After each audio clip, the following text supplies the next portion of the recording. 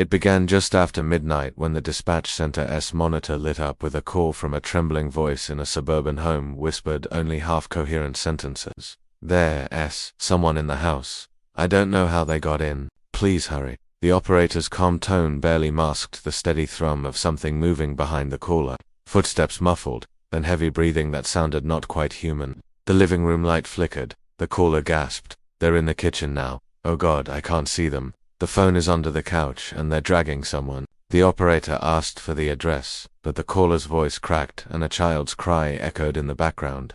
The operator repeated, "What's your address? I have to send help." The caller stuttered numbers, then silence, then the line crackled with static, and the faint sound of dragging. The dispatcher initiated protocol, alerting local police and paramedics. But something in the audio chill caused the dispatch operator to lean back and swallow hard. A voice, low and rasping, whispered, "Where's your phone?"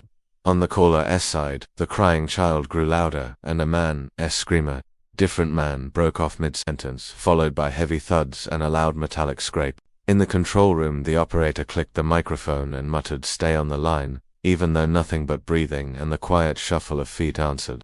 In the darkness of the house, the drama unfolded as the intruder, known, moving like a stalker between rooms, seemed to toy with his victims, making no other sound but his heavy presence. The caller's wife whimpered, "He's standing in the doorway, he's looking at me, he knows I called."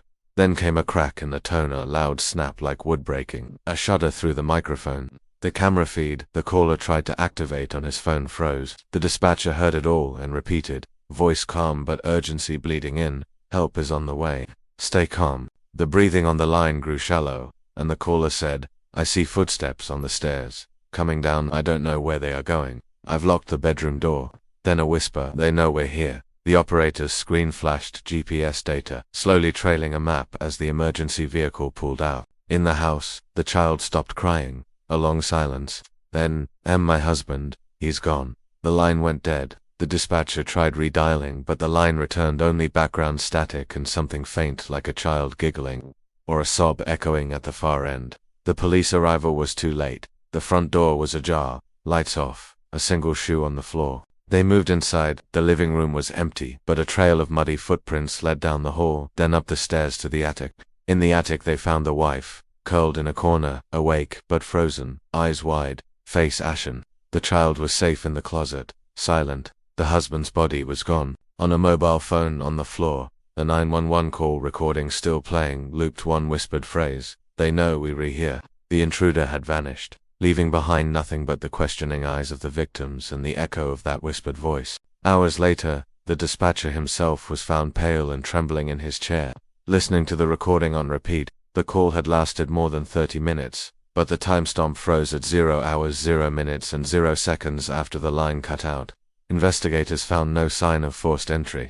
The window locks were undisturbed, the front gate unlatched. Security camera footage from neighboring houses showed only shadows, one static frozen frame of a dark shape on the stairs too grainy to identify, and the timestamp was corrupted. The husband had apparently wandered outside during the call, phone in hand, left footprints into the woods behind the house, then nothing. Days later, the wife said she heard whispers in the house at night, and the child sometimes asked to sleep in her bed because someone's behind the closet door. The dispatcher would later retire, citing sleepless nights and a voice in his ear that sometimes muttered, "Where's your phone?" The case remains open. The husband never found the intruder, unidentified, and the recording locked in evidence.